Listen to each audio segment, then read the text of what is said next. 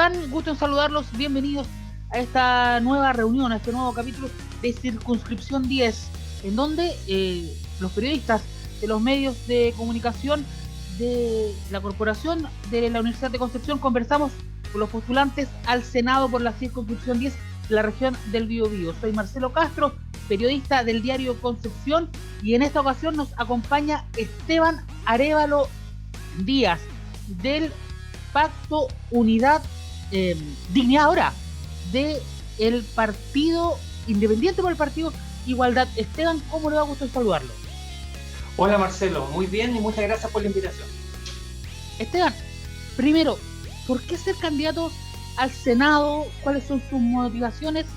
Porque usted está saltando de la abogacía, de los tribunales, al Senado. ¿Por qué? ¿Qué lo motiva a esto? Sí, efectivamente Marcelo, yo, una de las diferencias con las demás personas que están compitiendo hoy en día es que gran parte de ellas tienen un pasado político, electoral, han participado en variadas elecciones. Yo la verdad es que esta es mi primera elección política, a un cargo de elección popular. Y tampoco tengo, digamos, participación política activa partidista. Efectivamente, salto desde el ejercicio de la abogacía, enfocada en siempre, digamos, los derechos fundamentales. Estuve más de 10 años trabajando en temas de derecho a la salud, que es muy amplio, muy amplio.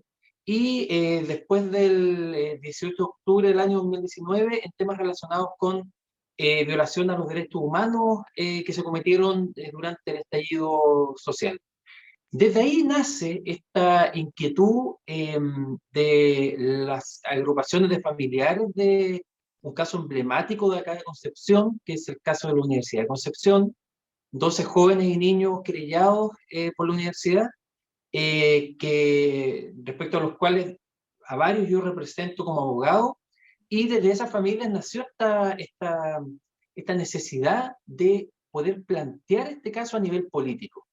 Y lamentablemente nosotros no tuvimos acceso a senadores, ni diputados, ni diputadas que escucharan nuestra realidad, digamos, local. Siempre se hablaban de los casos más emblemáticos de Santiago, pero en realidad no hubo una respuesta para el caso de la Universidad de Concepción, y ahí se planteó, bueno, ¿y por qué entonces no llevamos a alguien nosotros y nos metemos a la arena política? Y de ahí nace esta candidatura al Senado. ¿Y por qué al Senado? Precisamente por eso, porque es en el Senado donde se inicia y se está discutiendo ahora el proyecto de indulto para los presos políticos, que pasó a la sala del Senado y se devolvió nuevamente a la comisión. Hoy se votó en la comisión y debiese pasar nuevamente a la sala. Entonces, de todas maneras, por los tiempos de tramitación que existen, lo más probable es que se termine discutiendo en el próximo periodo ya parlamentario. O sea, usted está aspirando a ser un actor relevante en esa discusión puntualmente, pero también quiere abordar otros temas que importan para la región. Absolutamente, absolutamente.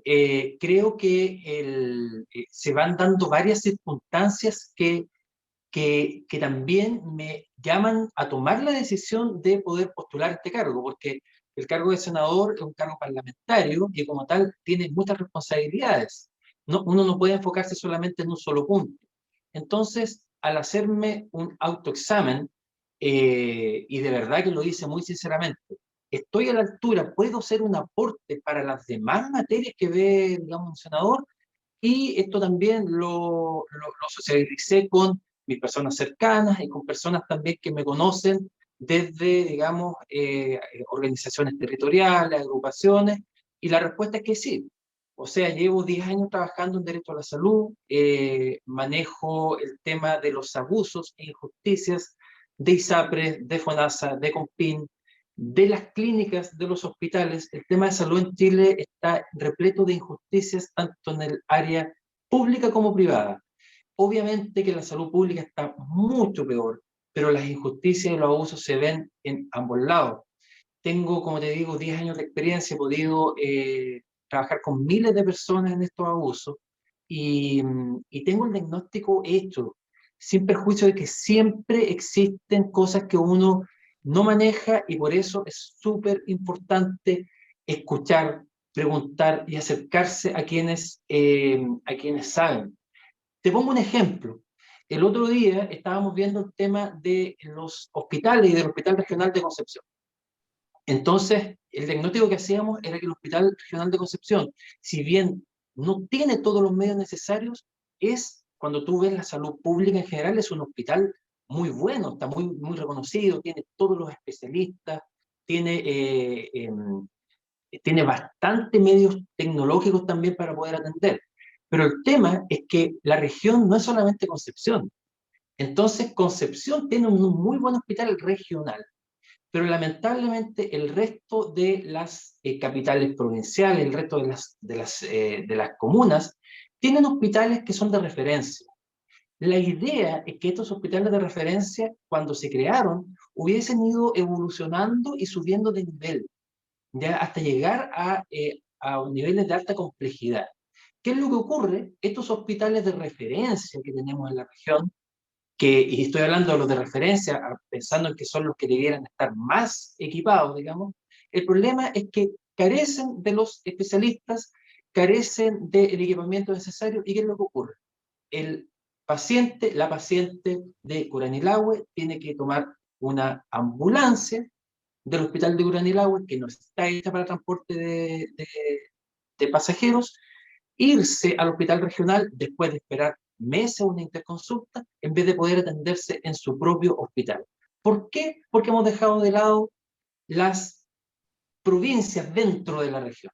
El centralismo no es solamente lo que alegamos nosotros acá en la región de que todo es en Santiago. El centralismo también lo vivimos ahora nosotros en la región misma. Pero ahí, Esteban, no hay otro problema, que es la falta de especialistas, que eso también lo está en la salud pública, que faltan especialistas. ¿Cómo se puede abordar eso desde el Parlamento, desde el Senado? Porque los especialistas, si bien hay, pero están todos en la salud privada, no todos te atienden por FONASA. ¿Cómo se aborda esa realidad? ¿Cómo vamos a llevar a alguien que se atienda a Cañete o en Contulmo? ¿Cuánta gente allá tiene salud privada o médico particular allá? ¿Cómo solucionamos esa realidad? Mira, la pregunta, más que nada la afirmación que haces es completamente correcta, Marcelo. Yo estuve, como yo no soy médico, estuve averiguando el tema de las especialidades médicas. En Chile es muy difícil pagar por una especialidad médica. Es decir, si yo soy médico, egreso después de los 7 años como médico general, es muy difícil que yo diga, mira, tengo 50 millones de pesos en el bolsillo, voy a una universidad y me inscribo, por ejemplo, en la especialidad de oftalmología. No funciona así el tema de las especialidades en Chile. El tema de las especialidades en Chile funciona a través de becas. Y esas becas las tienen las universidades. Son poquísimos los cupos para cada especialidad. Esas becas las tienen las universidades y es el Estado el que tiene que decir quién va a tener ese cupo y quién no. ¿Y El cómo sacamos problema ese monopolio entonces? es ¿A que quién lo se que lo ocurre, abrimos? ¿Lo negociamos con las universidades? ¿Que las universidades otorguen esas becas? ¿O lo trabajo o lo hacemos como un servicio país? Quien obtenga esa beca se va a hacer su práctica, como lo hacen los abogados, que la tienen que hacer en la Corporación de Asistencia Judicial, tienen que estar cierto todo tiempo en zonas aisladas, eh, devolviendo al Estado lo que invirtió en ese especialista, porque al parecer eso no ocurre, o me no, equivoco.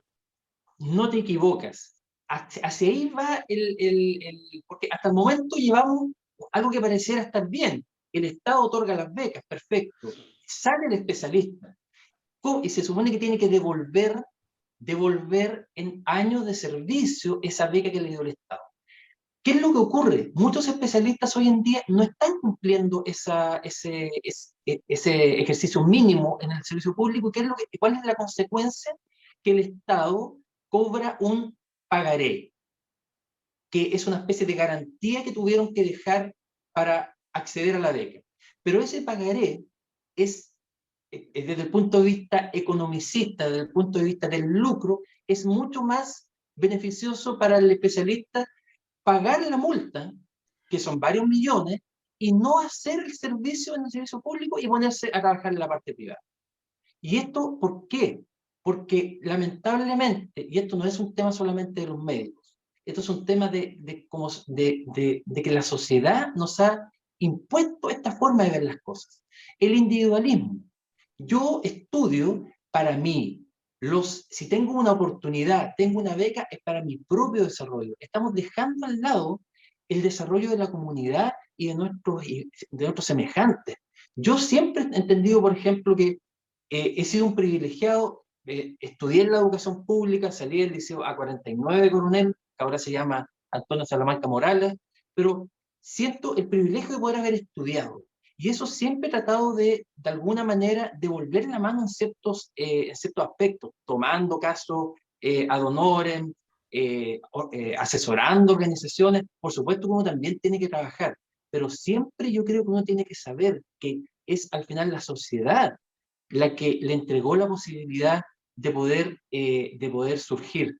Este tema de que yo surjo porque por mí y solamente por mí, eso no es así. Hay una sociedad completa que está funcionando y que permite, a veces de forma muy injusta, que algunas personas puedan salir adelante y otras no. Y hay que devolver la mano.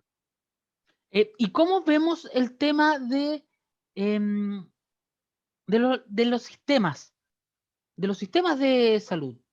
Siempre se ha hablado de que FONASA es malo porque el sistema público es el falente. Sabemos que hay ahí unas falencias. ¿Cómo la mejoramos? Y siempre hacemos esta comparación de la salud pública y la salud privada. ¿Cómo las equiparamos? Mira, te contesto con un ejemplo. El otro día un amigo que tiene ISAPRE tuvo que operarse del estómago y se operó en una clínica privada de la región. Está en Hualpén, pero uno dice de Concepción. Una clínica privada. Era una operación de mediano riesgo. Entonces él me contaba que cuando entró estaba a punto de entrar al pabellón, antes de salir de su habitación, una habitación que él me decía que era fabulosa, como una habitación de hotel, el médico le dice, ya estamos listos, oye, mira, si es que existe cualquier complicación, te quiero dejar súper tranquilo, como estamos con este tema de la pandemia, de que no hay camas UCI, no hay camas UTI, y te dijo, mira, nosotros como clínica tenemos un convenio con el servicio de salud y ahí tenemos una cama lista, reservada, si que tú te complicas. Entonces él cuando me contó esto me decía, ¿sabes que yo no puedo creer esto porque yo estoy pagando un ISAPRE, estoy pagando una clínica y resulta que si me complico, me van a solucionar el tema en el servicio, en el sistema público? Y más aún, la clínica privada tiene un convenio donde tiene aseguradas camas para sus usuarios. Y los usuarios del servicio, del sistema público tienen que estar en listas de espera. Entonces la pregunta es, no la pregunta en realidad, lo que yo veo es que la salud pública le falta mucho por avanzar, pero no estamos desde cero. Hay hospitales y hay especialistas, como por ejemplo el Hospital Regional que te hablaba. El problema es que acá la salud pública está subsidiando a la salud privada. Y ¿Está eso mal no es gestionada posible. la salud pública? Sí, está mal gestionada la salud pública y peor gestionada en estos últimos gobiernos donde se ha dado preponderancia a cargos directivos y de gestión a personas que no tienen relación con la salud. Ingenieros comerciales, ingenieros civiles, que deben estar dentro de los equipos, por supuesto que deben estar, pero no liderando. La salud tiene que estar liderada por personas que sepan de salud, que tengan experiencia, además de académica, además del currículum, porque aquí también nuestra sociedad es una sociedad del currículum, el que estudió en Harvard, el que estudió en Alemania, y no nos preocupa tanto cuál es el trabajo, digamos, de campo que se ha hecho. Entonces la salud pública está mal gestionada por eso, porque a los que saben no se les presta atención. Y lo otro, existe lamentablemente una verticalidad demasiado estricta en la dirección. Tenemos un director o directora de hospital y tenemos después una pirámide, pero también las personas que trabajan digamos, en la primera línea de batalla de la salud, también tienen mucho que decir y se dan cuenta de muchas cosas de gestión, ¿No pero se no escucha las tienen, bases? no se escuchan las bases porque tenemos un sistema vertical. Lamentablemente, aquí lo que debiese existir es un sistema de gestión integrado, donde existan voces de agrupaciones de pacientes, de los trabajadores y trabajadoras de la salud en todos los estamentos y ámbitos. Y por supuesto que tiene que haber una jefatura, porque aquí no estamos hablando de que esto tiene que quedar en una asamblea, pero recoger las experiencias. ¿Pero qué tiene que ver ahí en que no se escucha las bases, por ejemplo, con el eterno conflicto que hay entre las federaciones, la FENATS, la FEMPRUS, la CONFUSAM, si nos vamos a la salud primaria, con los ministerios, los municipios que son los que llevan la salud primaria o los hospitales, etcétera? Porque siempre hay un conflicto ahí, independiente, ya sea por las condiciones laborales, ya sea por la gestión en sí. ¿Cómo salimos de eso? ¿Cómo salimos de eso desde el Parlamento? Muy fácil. Tú apuntaste exactamente cuáles son los conflictos que tenemos en salud entre las federaciones de trabajadores, las direcciones y los ministerios. Son cosas básicas, son condiciones de trabajo y son remuneraciones. Y estos conflictos yo los estoy escuchando desde que tengo recuerdo. O sea, lo más básico para un sistema de salud, tener un personal capacitado, porque también hay conflictos porque se exige una capacitación real.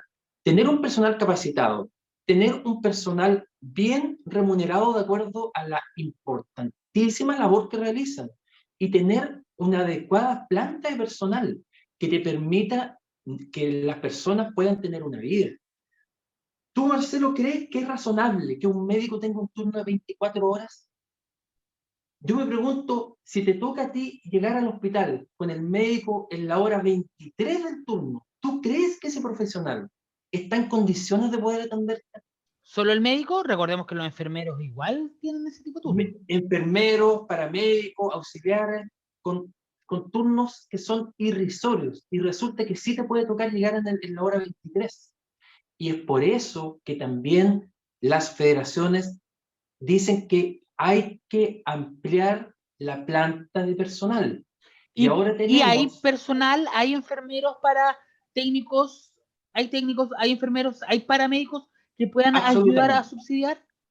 absolutamente. ¿Dónde lo vimos? Lo vimos con la emergencia sanitaria del COVID. El gobierno hizo un llamado urgente. Yo me acuerdo que era casi algo dramático, que salían en todos lados pidiendo, llegaban cadenas por WhatsApp pidiendo personal. El personal llegó, se le capacitó y hicieron un trabajo formidable. Y resulta que ahora tenemos despidos masivos en salud.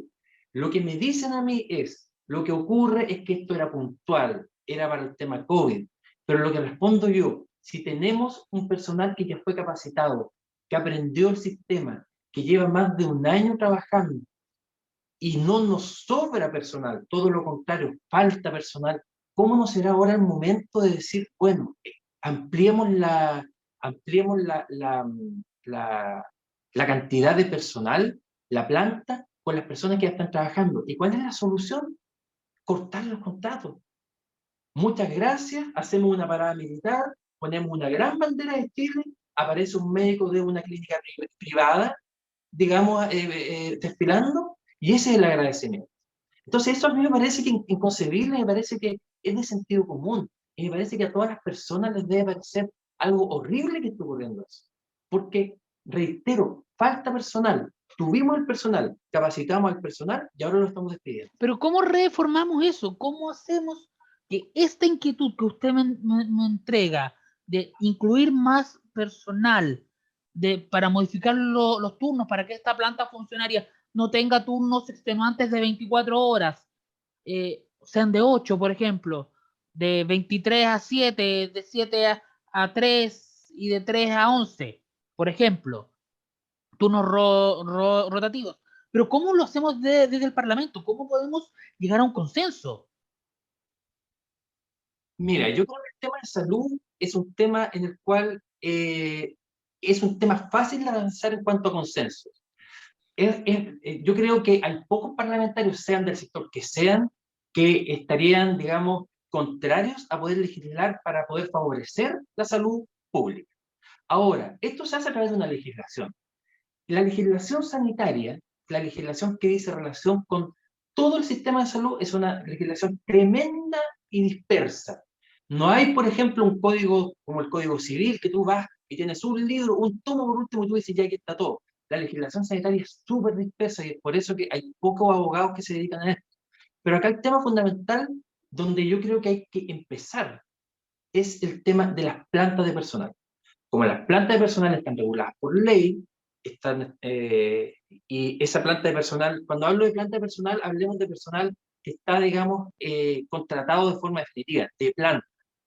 Y después existe un porcentaje que la misma ley te permite de tener A contrata. personas a contrata, cosa que no se cumple, siempre se pasa más y la Contraloría, como estamos hablando de salud, igual un poco mira hacia el lado, es evidente, porque en realidad estas no son contrataciones o no debiera Cuento serlo, por político. claro, no son contrataciones políticas, no son operadores ni nada. Pero eso es lo que tenemos que avanzar como sociedad. Y aquí hay unas decisiones muy importantes, porque hay candidatos de ciertos sectores que dicen el Estado hay que achicarlo. Yo lo he escuchado mucho eso. El Estado hay que achicarlo y, por lo tanto, si yo les dijera la planta de personal de salud estatal, pública, hay que ampliarla, quizás esas personas dirían no, porque el Estado hay que achicarlo. Entonces, las decisiones que hay que tomar en estas elecciones no son solamente basadas en la persona, en que me cae bien. Tenemos que ver, nosotros vivimos en un Estado. El Estado debe proporcionarnos cosas básicas. Aquí nos hemos centrado en la salud y me encanta que nos hayamos centrado en la salud. La salud es algo básico. Si vivimos en sociedad es porque hay cosas que no podemos hacer por nosotros mismos. Porque cuando nosotros nos enfermamos gravemente, quedamos a la deriva. Y ahí es donde el Estado nos recoge y nos debiera ofrecer la posibilidad de poder recuperarnos. Entonces, si no tenemos un Estado que es fuerte en eso, y estamos hablando de reducir el Estado, quiere decir que todo esto que estamos conversando ahora, de ampliar la planta de personal, de tener más hospitales, sería todo lo contrario. Y la respuesta sería los privados. Usted es privado, usted trabaja, usted soluciona su problema de salud. Contrate un médico particular, contrate una clínica, pero nosotros como Estado vamos a achicarnos y que la parte privada se amplíe. Y usted ve cómo se la arregla. Eso por lo menos para mí es algo concebible. Esteban, en honor al tiempo, sí que le doy precisión en esta respuesta. ¿Cómo mejoramos FONASA? ¿Hacia dónde debe apuntar desde el Parlamento una mejoría a ese sistema? ¿Mezclamos FONASA, sacamos lo mejor de FONASA y lo mejor de la ISAPRE y lo fusionamos en algo? ¿Refundamos FONASA y lo hacemos todo de nuevo? ¿O eliminamos las ISAPRES y hacemos solamente un sistema público para todos? ¿O copiamos el modelo de Estados Unidos con el modelo de Inglaterra? ¿O nos vamos al modelo de Argentina, que hay una prepaga y una obra social? Ya. ¿Cuánto tiempo tengo para responder? 2 minutos. 2 minutos, ya. FONASA es un Fondo Nacional de Salud que tiene que volver a ser un fondo solidario. ¿Ya? En los últimos gobiernos, FONASA se ha tratado de convertir en una aseguradora. Y cuando te digo esto, te lo digo con documentos que tengo que los pido por transparencia, porque una vez me llamó mucho la atención que en las redes sociales de FONASA hablan de asegurados, nuestros asegurados. Y bueno, la cosa es que hay un proyecto de ley de Piñera que para transformar FONASA en un seguro, es decir, una ISAPRE estatal. Las ISAPRES funcionan muy bien hasta que las necesitas. Y esto también te lo digo con conocimiento de causa. Para cobrar son muy buenas, pero cuando realmente bueno, y para ciertas atenciones de no mucha complejidad también funcionan bien.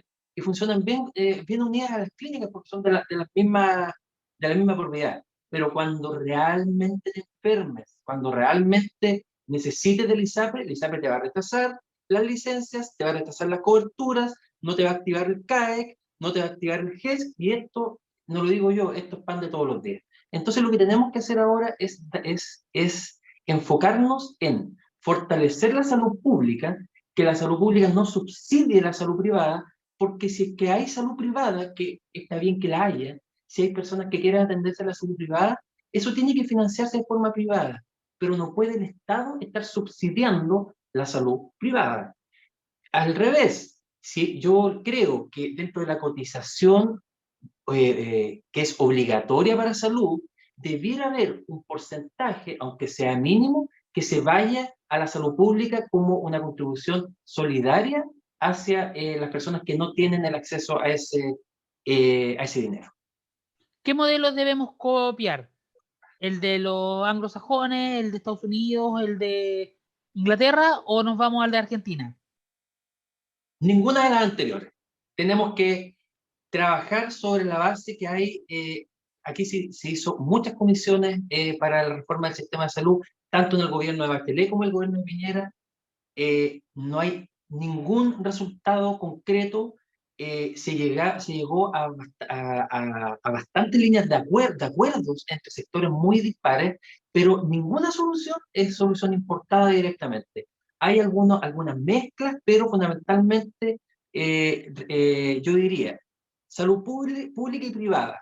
No solamente salud pública, la persona tiene derecho a poder elegir si que quiere también estar en una salud privada, pero un rol contributivo también de cada uno como ciudadano de cooperar solidariamente, aunque esté yo en la salud privada, cooperar solidariamente como ciudadano por un tema de estar viviendo en una sociedad, en un Estado, con la salud pública, porque además nadie sabe cuándo le va a tocar.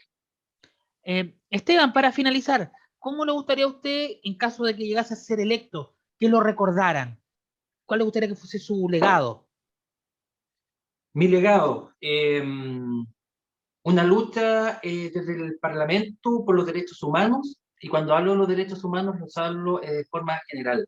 El derecho a la salud, por ejemplo, es un derecho fundamental. Y algo clave, que cuando termine mi mandato, que no sé cuándo va a ser, porque por los cambios constitucionales podríamos tener un Senado, el Senado más corto de la historia, pero cuando termine mi mandato, que las personas de la región dijeran, siguió estando en terreno, siguió estando en la calle, lo seguimos viendo, y no se fue a vivir a Valparaíso, o a Providencia, o a Las Condes, y desapareció de acá. Un senador en terreno. Gracias, Esteban Arévalo, por este tiempo, candidato por Dignidad Ahora, de cara a las elecciones al Senado del próximo 21 de noviembre. Gracias por el tiempo, que tenga muy buena jornada. Gracias, Marcelo, por la invitación, muy amable, que estés bien. Y a ustedes también los despedimos y nos reencontramos en otra ocasión de Circunscripción 10 por las plataformas de los medios de comunicación de la Corporación de la Universidad de Concepción. Hasta pronto.